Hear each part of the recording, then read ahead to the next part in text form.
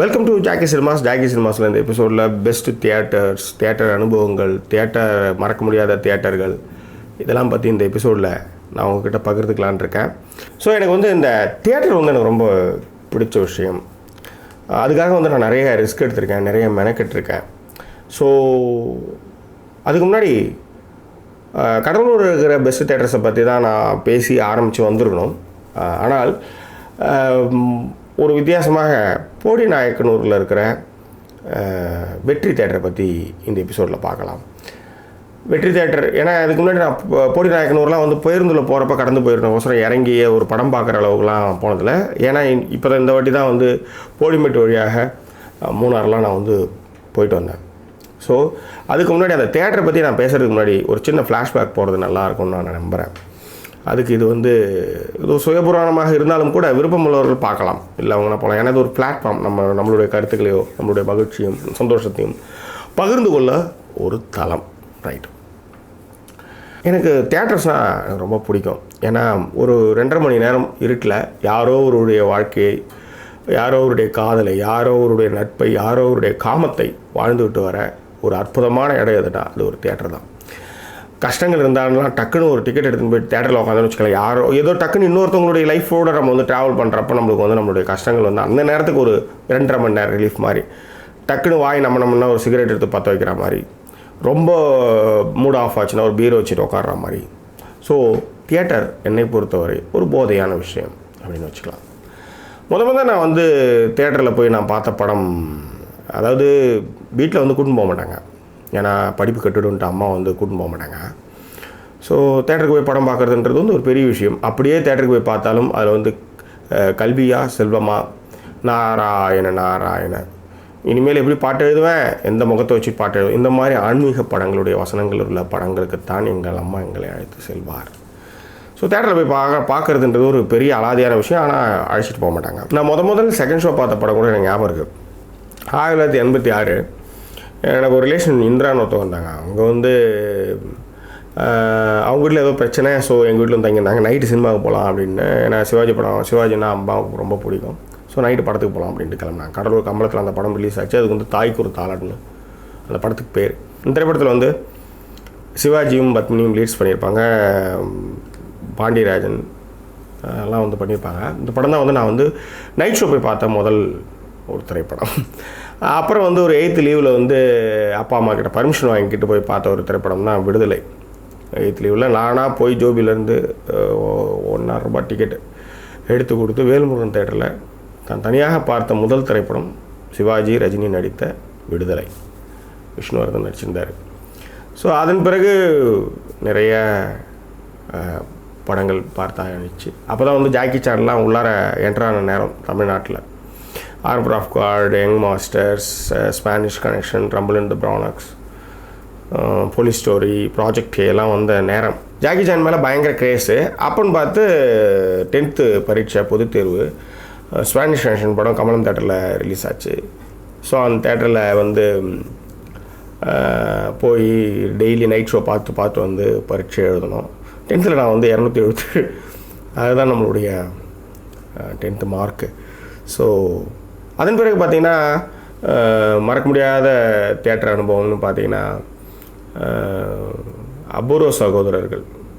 செம்மையான அந்த படத்து மீது மிகப்பெரிய எதிர்பார்ப்பு. என்ன பண்ணலாம் அந்த படம் பார்த்து அவனுன்ட்டு 2 ரூபா டிக்கெட்டில் போய் நின்று ஒரு 2 மணி நேரம் புழுக்கத்தில் இருந்து வெந்து தணிஞ்சு டிக்கெட் வாங்கிட்டு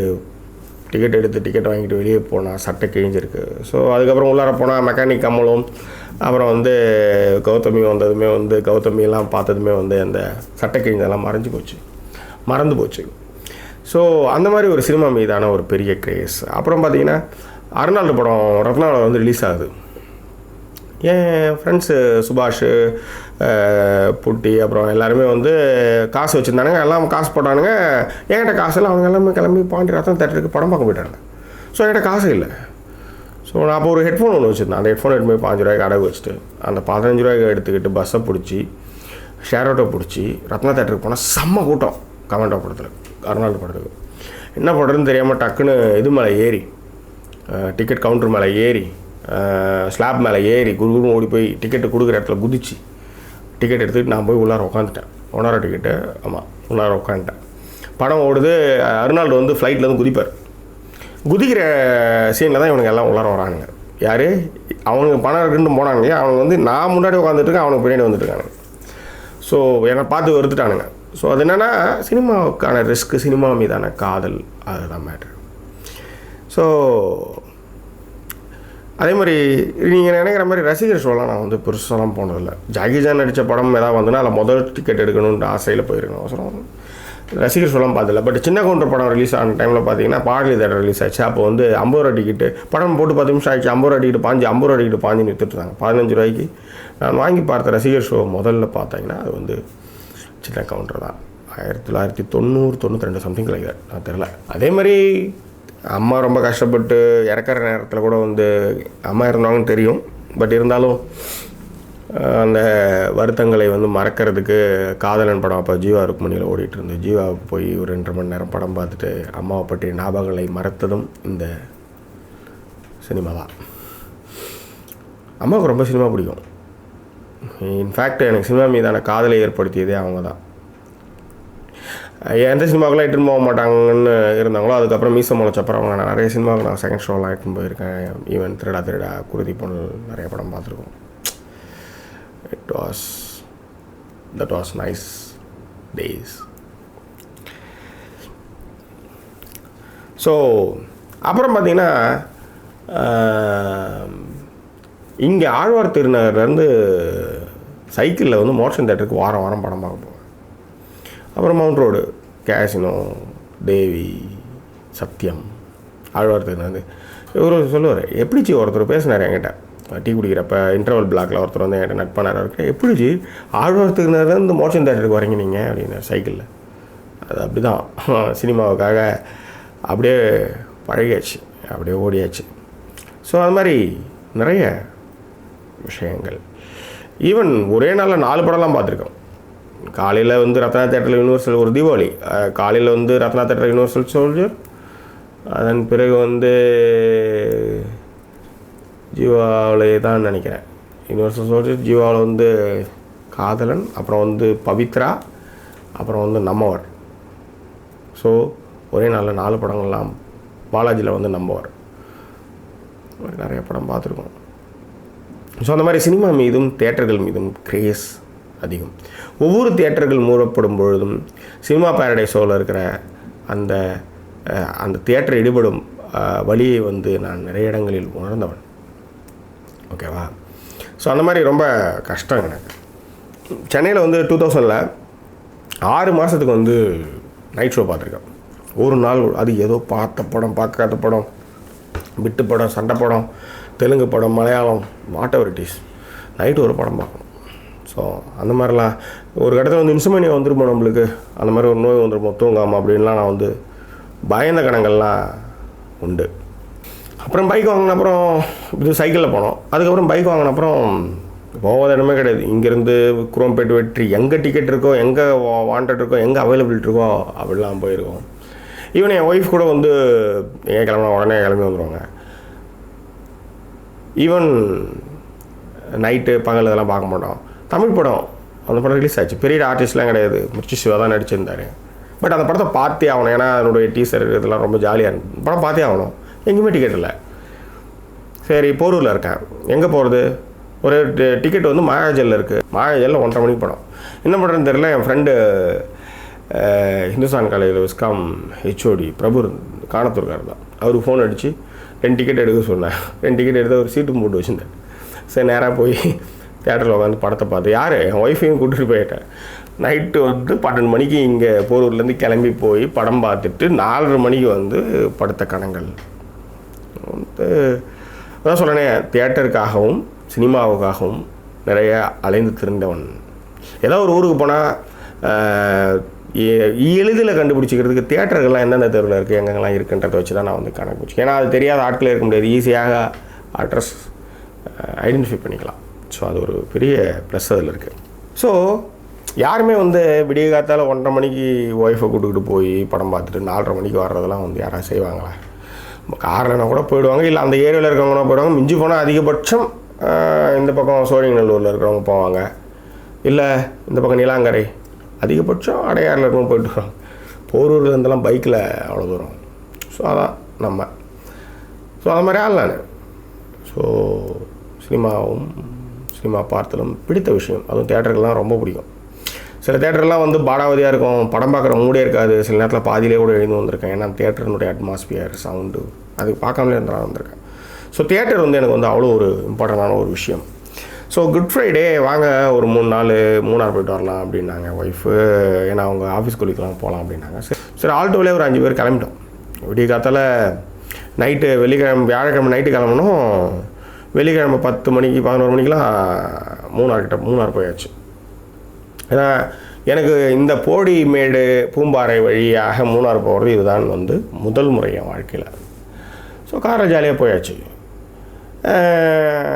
வெள்ளிக்கிழமை 10 மணிக்கு 8 மணிக்கெலாம் டிக்கெட் புக் பண்ணி வச்சுருந்தோம் தோழா படத்துக்கு. அந்த படத்துக்கு வந்து அதான் ஊருக்கு போனதுனால கேன்சல் ஆகி போச்சு. ஸோ சிக்னல் வந்து மலை சீமை சிக்னல் வந்து கிடைக்கிற டைம்லாம் வந்து எல்லாம் ஃபோன் பண்ணி எப்போ தோழா ரிவ்யூ போடுவீங்கன்ட்டு ஒரு 4-5 ஃபோன் கால்ஸு. என்னடா இது ஒரு பெரிய இதுவாக இருக்குது, நம்ம வந்து வெள்ளிக்கிழமை வந்து தப்போ இல்லை லீவ் வேறு வழி கிடையாது. சரி என்ன பண்ணலாம், சரி எப்படியா படம் பார்க்கணும். சரி எப்படியா இருந்தாலும் நீங்கள் நைட்டு படம் பார்க்கணும். ஃபோன் கால்ஸும் வந்துட்டுருக்குது. சரி விசாரி எங்கே இருக்குது பார்ப்போம். மூணாரில் 2 தேட்டர் தான் இருந்தது. இப்போ பங்கஜம் அப்புறம் ஏதோ பிரியாபுல் இருக்குது. அந்த தேட்டரையும் இழுத்து மூடி ஹோட்டல் ஆக்கிட்டாங்கன்னு ஒரு தகவல். அப்புறம் இந்த பக்கம் எல்லா இடத்துலையும் விசாரித்து பார்த்தா எங்கேயுமே தேட்டர் இல்லை. ஸோ மூணாருக்கு பக்கத்தில் சின்ன கனல்னு ஒரு இடம், அங்கே தான் இருந்தேன். அங்கேருந்து படம் பார்க்க வரணும்னா போடிமேட்டு தான் போடிமேட்டை தாண்டி போடிக்கு வந்தாகணும், மலையிலேருந்து இறங்கி ஆகணும் அப்படின்ட்டு தம்பி வெங்கடபதி போடியில் இருக்கார், அவர் தான் சொல்கிறாரு. ஸோ நான் என்ன பண்ணேன், 3 டிக்கெட் எங்களுக்கு எடுத்து வச்சிரு. எங்கடா ஓடுதுன்னு, வெற்றி தேட்டர்னு ஒரு தேட்டர்னா அங்கே ஓடுதுண்ணா. தேட்டர் எப்படிதான் இருக்கும்ண்ணா, சும்மா சொல்லக்கூடாதுன்னா நான் படம் பார்த்து ரொம்ப நாளாகுது, ஆனால் வெற்றி தேட்டரில் படம் ரிலீஸ் ஆச்சுன்னா கண்டிப்பாக போய் பார்ப்பேன், ஃபேமிலியோடு போய் பார்ப்பேன், நீங்கள் வாங்கலாம் அப்படின்னா. எனக்கு பொதுவாக இந்த தென் மாவட்டத்தில் உள்ள திரையரங்கள் மீதெல்லாம் மிகப்பெரிய மரியாதைலாம் கிடையாது. ஏன்னா நான் நிறைய தேட்டர் எனக்கு மொக்க கொடுத்துருக்கு, சில தேட்டர்கள் வந்து சந்தோஷப்படுத்தியிருக்கு. ஸோ ஏதோ ஒன்று நம்மளுக்கும் போனதில்லை, போடியில் படம் பார்த்ததும் கிடையாது, this is the first time. So ஒரு என்ன பண்ணலான்ட்டு ஒரு 7:30 அப்படியே ஆச்சு. போகலாமா வானாமா, இவ்வளோ ரிஸ்க்கு தேவை. ஏன்னா 60 கிலோமீட்டரு. என்ன மேட்ருன்னா 60 கிலோமீட்டர் பிரச்சனை இல்லை, போகிற வழியெல்லாம் மலை சீமை, வளைவுகள், ஆபத்தான வளைவுகள், கொஞ்சம் கரணம் தப்புனாலும் மரணன்ற மாதிரி போய் நைட்டு போய் விழுந்தா புது ரோடு, நம்ம காலைல வந்த டயர்டு, என்ன ஆனால் படம் பார்த்தாங்க, கண்டிப்பாக படம் பார்த்தாலும். சரி தோழா படம் பெரிய விஷயமே இல்லை, அது எப்படி இருக்கும், பட் படம் பார்த்தோம் அன்றைக்கி நைட்டு. சரி 8 மணிக்கு கார் எடுத்துன்னு கிளம்பிட்டோம். நான் அவங்க ஒய்ஃபோட ஆஃபீஸ் கொலீக்ஸ் 2 பேர் மட்டும் வந்தாங்க. நான் மிச்சம் 2 நாள் டயர்டில் இருந்தாங்க, நீங்களாம் தூங்க, நாங்கள் போய்ட்டு வந்துடுறோம் அப்படின்ட்டு கிளம்பி சின்ன கடல், அதுக்கப்புறம் ஆணையரங்கள், அதுக்கப்புறம் பூம்பாறை, அப்புறம் போடிமேடு. இது வர்றப்போ எனக்கு வந்து இந்த ரோட்டில் நம்ம போகலாமா, ஏன்னா தமிழ்நாட்டு ரோட்டில் கூட நிறைய இடத்துல வந்து காஷன்ஸு சிக்னல்ஸு கரெக்டாக வந்து பெண்டுக்கெலாம் வந்து உங்களுக்கு காஷன்ஸு போர்ட்ஸ் இருக்கும், அங்கே ஒன்றுமே கிடையாது கேரளாவெல்லாம். ஸோ அதில் வேறு யானைலாம் நைட்டு ட்ராவல் பண்ணணும்லாம் சொல்லி பயங்கரமாக பயமுறுத்தி வச்சுருந்தாங்க. ஸோ என்ன பண்ணோம், கிளம்பி போடிமேட்டுக்கு வந்தாச்சு. போடிமேட்டிலேருந்து இப்போ போடிக்கு போய் ஆகணும், செக்கிங் நடக்குது. கேரளா பார்டரில் செக் பண்ணாங்க, அதுக்கப்புறம் தமிழ்நாடு பார்டரில் செக் பண்ணாங்க. அது ஒரு புது அனுபவம் கூட. ஸோ இறங்கி பார்த்தா ஃபஸ்ட்டு 17 பெண்டு மொத்தம், போடி டு போடிமேடு வந்து 17 பெண்டு. ஸோ அதில் 16வது 15வது பெண்டுக்கு போகிறப்ப கீழே பார்க்குறேன் எல்லாம் புள்ளியாக இருக்குது. போடி நகரம் வந்து போடி நாயக்கனூர் வந்து புள்ளியாக தெரியுது. இங்கே போய் தான் நம்ம படம் பார்க்கணுமா அப்படின்னு யோசிக்கிறேன். சரி இப்படியே கிளம்பிடலாமா, ஐயோ இவ்வளோ தூரம் வந்தாச்சு இதுக்கப்புறம். ஸோ கீழே இறங்க அப்படின்னு கீழே இறங்கி போனோம். தம்பி வெங்கடபதி வந்து ரிசீவ் பண்ணான், டிக்கெட் எடுத்து வச்சுருந்தான். சாப்பிட சொன்னான், இல்லைடா வேண்டாம், மேலே வந்து இறங்கி வந்து ஒரு மாதிரி கேராக இருக்குது, லெமன் ஜூஸ் மட்டும் கொடுக்குறா போதும் அப்படின்ட்டு லெமன் ஜூஸ் மட்டும் குடிச்சிட்டு நேராக தேட்டருக்கு போனோம். வெற்றி தேட்டர்னு இருந்தது, ஒரு 4 மாதிரி தேட்டராக இருக்குது அப்படின்ட்டு டிக்கெட் உள்ளார போனாங்க. நான் interior I never expected from Bodinayakanur. அந்த மாதிரி ஒரு தேட்டர் நான் வந்து I never expected. Fantastic ambience, interior, lighting, screen, projection, sound. சில தேட்டரில் வந்து தலை தெரியும், தலையாக தான் பார்த்துட்ருப்போம், படம் தெரியாது. 2 பேர் தலை முன்னாடி இருக்கும், தலை தான் தெரியும் நம்மளுக்கு. ஸோ அந்த மாதிரி கோரமெல்லாம் இருக்கும். எப்படியோ பாட்டினாலும் தேட்டருடைய அந்த அமைப்பு அவ்வளோ அற்புதம். யார் தலையுமே மறைக்கல. அப்படி அதாவது என்ன சொல்கிறது, 4K ரெசல்யூஷனில் படம் வந்து ப்ளே ஆகுது. ரொம்ப நீட்டாக வச்சுருந்தாங்க தியேட்டரை, இன்க்ளூடிங் டாய்லெட். போடிநாயக்கனூரில் ஒரு தியேட்டருடைய டாய்லெட் வந்து சத்தியம் தியேட்டருக்கு நிகரான சுத்தத்தோடு இருக்குதுன்றது வந்து பாராட்டப்பட வேண்டிய விஷயம். ஸோ அதுக்கு தான் நான் அதை சொல்கிறேன். இந்த இவ்வளவு விஷயங்களும் பேசுகிறதுக்கு காரணம் சினிமாவும் தியேட்டரும் அவ்வளோ ரொம்ப முக்கியமான விஷயம் எனக்கு. ஸோ அதில் அந்த ஒரு சந்தோஷத்தை, ஒரு பரவசத்தை, அவ்வளோ தூரம் வந்து ட்ராவல் பண்ணி வந்ததுக்கு வந்து ஒரு சந்தோஷத்தை கொடுத்தது அந்த வெற்றி தியேட்டர். அப்புறம் அந்த மேனேஜர்கிட்ட போய் பேசினேன். பாம்பேவிலேருந்து அந்த இதை செட் பண்ணுறதுக்காக வந்தாங்களாம். தனம் தேட்டர்னு முன்னாடி இருந்தான், யாருமே வரமாட்டாங்களாம். இன்றைக்கி வெள்ளிக்கிழமை ஃபுல்லாகிடுச்சு. மிக முக்கியமாக தியேட்டர் இப்போ சீட்டில் பேக் சைடில் வந்து ஒயிட்டு சீட்டுக்கு கவர் போட மாட்டாங்க, ஒயிட் போட்டிருக்காங்க. ஸோ அந்தளவுக்கு மெனக்கெட்டுருக்காங்கன்னு அர்த்தம். சவுண்டு அற்புதம். பாக்ஸ் வேணுமானுங்க. ஐயோ பாக்ஸில் வந்து ஏன்னா லெஃப்ட்டு, ரியர் லெஃப்ட்டு, பேக்கு அதெல்லாம் இருக்காது டிடிஎஸ். ஏன்னா அதெல்லாம் வைக்க மாட்டாங்க, எல்லா தேட்டர் மாதிரிலாம் வைக்க மாட்டாங்க. எனக்கு பாக்ஸே வேணாம். எனக்கு இந்த மாதிரி கீழே உட்காந்து மக்களோட மக்களாக வந்து அவங்களோட என்ஜாய்மெண்ட்டோட ரசித்து பார்க்குறது எனக்கு பிடிக்கும் அப்படின்ட்டு அவங்க சொன்னார். ரொம்ப நல்ல ஒரு தியேட்டர் இன்டீரியர், அதே மாதிரி ஒரு சவுண்ட்லாம் போட்டு லைட்லாம் போட்டு ரொம்ப நல்லா இருந்தது, நீட்டாகவும் இருந்தது. ஸோ வெற்றி தியேட்டர் நிர்வாகத்திற்கு என்னுடைய ஜாக்கி சினிமாஸ் சார்பாக உங்களுக்கு என்னுடைய வாழ்த்துக்கள். ஏன்னா சின்னக்கடல் அங்கேருந்து அவ்வளோ ஆபத்தான வளைவுகளெல்லாம் தாண்டி ஒரு சினிமா பார்க்க வந்து அந்த ஒரு மனநிறைவு, ஒரு சினிமா பார்த்த ஒரு ஃபீலை அந்த திரைப்படம், அந்த தியேட்டர் வந்து முக்கியமாக வெற்றி தியேட்டர் வந்து கொடுத்துச்சு. தனம் தியேட்டர்ன்றப்போ யாருமே வரமாட்டாங்களாம். இந்த தியேட்டர் ரெடி ஆனதும் நிறைய லேடிஸ்லாம் ஃபேமிலியோடு வந்தாங்க. ரொம்ப சந்தோஷமாக இருந்தது. ஸோ வெற்றி தியேட்டர் நிர்வாகத்திற்கு நம்மளுடைய ஜாக்கி சினிமா சார்பாக நம்மளுடைய வாழ்த்துக்களை தெரிவித்துக்கொள்ளும். அதுக்கப்புறம் வந்து படமே 1 மணி 12:45 ஆயிடுச்சு முடியறதுக்கு.